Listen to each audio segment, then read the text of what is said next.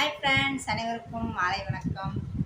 நம்ம போன பகுதியில் எனக்கு உடல்நிலை சரியில்லை. தையல் தைச்சாலே எனக்கு சேராதுன்ற சூழ்நிலை டாக்டர் சொல்லிட்டாங்க. அதனால் நீங்கள் இனிமேல் மிஷினில் உட்காரக்கூடாது, மிஷின் உங்களுக்கு செட் ஆகலை அப்படின்னு சொல்லிட்டாங்க. நான் தைக்கிற வேலை தான் பிடிக்கும். எங்கள் வீட்லேயும் சத்தம் போடுறாங்க எல்லாரும், இந்த வேலை வேண்டாம் வேண்டான்ற எங்கள் அம்மாலேருந்து எல்லா பேரும் சொல்கிறாங்க. சரி ஃப்ரெண்ட்ஸ், இப்போ இந்த பகுதியில் நான் அந்த வேலையை தொடர்ந்தேனா இல்லை வேலையை மாற்றிட்டேனா அப்படின்றத பார்க்கலாமா? வாங்க ஃப்ரெண்ட்ஸ், வீடியோக்குள்ளே போகலாம்.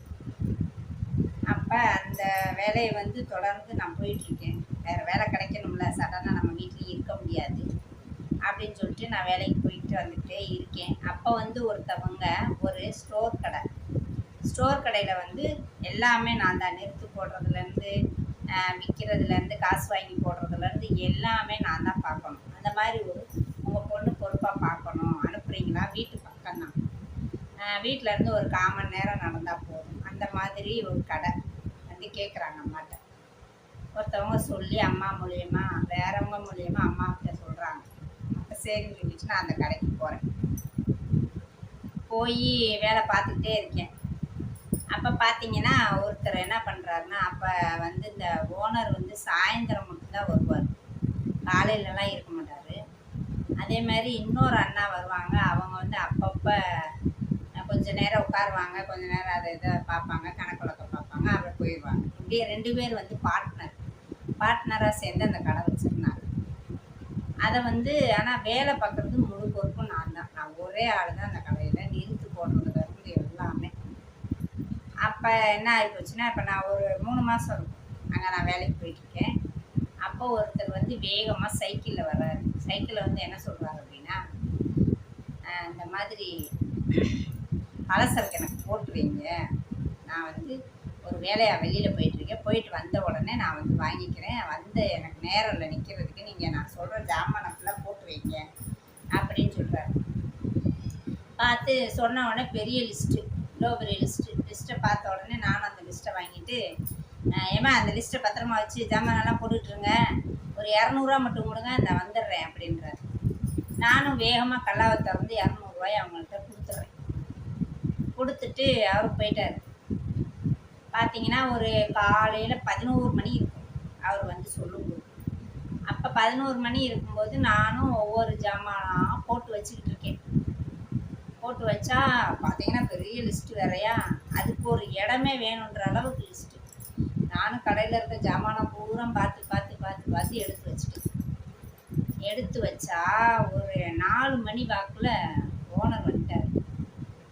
அந்த ஜாமான் எடுத்து வைங்கன்னு சொன்னார் பாருங்க, அவர் வரவே இல்லை. காலையில் 11 மணி அளவில் சொன்னவர் வரவே இல்லை. நானும் எல்லாத்தையும் எடுத்து வச்சுட்டு கடைக்குள்ளே மத்தியானம் சாப்பிட்டுட்டு கடைக்குள்ளேயே தான் இருக்கேன், வீட்டுக்கே போக முடியாது. காலையில் போனேன்னா நைட்டு அந்த ஓனர் ஒரு 4-5 மணி போல் வருவார். அவர் வந்ததுக்கப்புறம் கணக்கு வழக்கு கொடுத்துட்டு ஒரு 1 மணி நேரம் 1.5 மணி நேரம் 7 மணின்னு வச்சுக்கோங்களேன், 7 மணிக்கு தான் வீட்டுக்கு போகும். அப்போ என்ன ஆச்சுன்னா, முக்கியமான வேலை லேடிஸ்க்கு உண்டாகிறது, ரெஸ்ட் ரூம் கூட அங்கே கிடையாது. அந்த கடையில் ரெஸ்ட் ரூம் கிடையாது. நான் போகவே முடியாது. காலையில் கடைக்குள்ளே நுழைஞ்சேன் அப்படின்னா நைட்டு வீட்டுக்கு தான் போக முடியும். அந்த மாதிரி ஒரு சூழ்நிலை. அந்த கடையில் அந்த ரெஸ்ட் ரூம் அந்த வசதி கிடையாது. எதிர்த்தாப்புல காம்பவுண்டு வீடுகள் எல்லாமே இருக்குது. இந்த லைன் ஃபுல்லாக கடைகள்.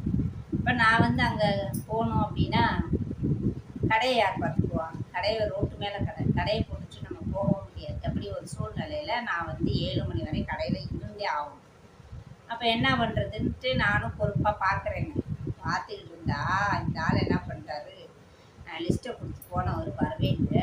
நானும் ஜாமானை ஃபுல்லாக போட்டு அடுக்கி வச்சுட்டேன். பார்த்தா ஒரு 4-5 மணி போல் ஓனர் வந்துட்டார். ஓனர் வந்தால் கணக்கு வழக்கு கேட்குறாரு. கேட்கும்போது என்ன ஆகுது, 200 இடிக்கும்ல, அந்த ஆளுக்கு நான் எடுத்து கொடுத்துட்டேனே.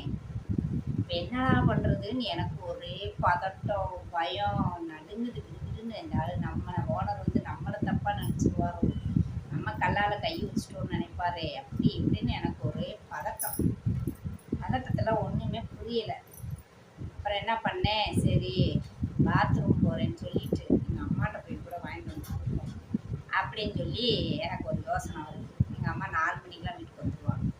சரி எங்கள் அம்மாட்டையாவது காசை வாங்கிட்டு வந்து நம்ம வந்து கல்லால் கணக்கில் போட்டுருவோம். இந்த ஆள் தொலைஞ்சி வரமாட்டானே அப்படின்னு சொல்லிட்டு எனக்கு மைண்டில் ஓடிக்கிட்டே இருக்கு. கணக்கு கொடுத்துக்கிட்டே இருக்கேன். அப்போ அண்ணன் கேட்குறாரு, இது என்ன இது மாதிரி இவ்வளோ சரக்கு எடுத்து வச்சுருக்கீங்க, இது யார் என்னன்னு கேட்குறாரு. அந்த ஒருத்தவங்க வந்து எடுத்து வைக்க சொன்னாங்கன்னே வர்றாங்களாம் அப்படின்னு. காசு எதுவும் கொடுத்துடலையே அப்படின்றாரு. என்ன சொல்கிறது நான் அப்படியே முழிக்கிறேன். என்னம்மா முழிக்கிற, காசு எதையும் கொடுத்தியா அப்படின்றாரு. அப்பயும் போய் சொல்லிட்டேன், இல்லைண்ணே வாங்குவாங்க, அதை வெயிலில் போட்டு போட்டு எடுத்து சாக்கில் கட்டி வச்சுக்குவாங்க.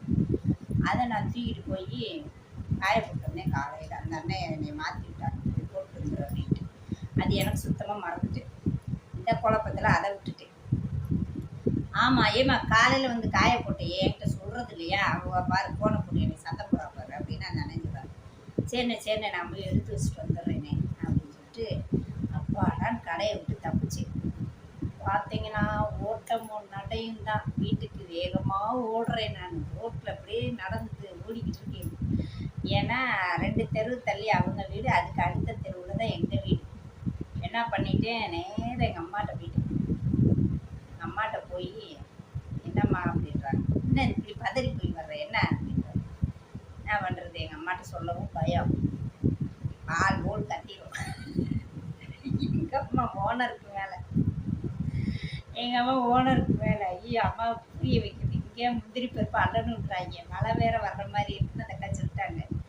அப்போ மழை வர்றதுக்குள்ளே நம்ம போய் இங்கே காசை வாங்கிட்டு அங்கே போய் முந்திரி பருப்பு அள்ளி வீட்டில் வச்சுட்டு நம்ம கடைக்கு போகணும். இவ்வளோ வேலை இருக்குது.